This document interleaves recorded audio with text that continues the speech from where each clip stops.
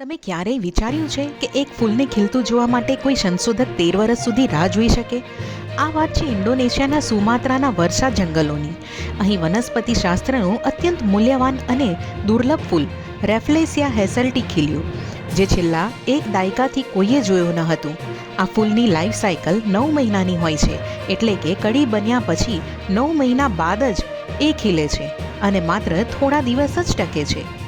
ઇન્ડોનેશિયાના સંશોધક સેપ્ટિયન આન્દ્રિકી, જે ડેકીના નામે ઓળખાય છે, તેમણે આ ફૂલ ખીલતું જોવા માટે 13 વર્ષની તપસ્યા કરી.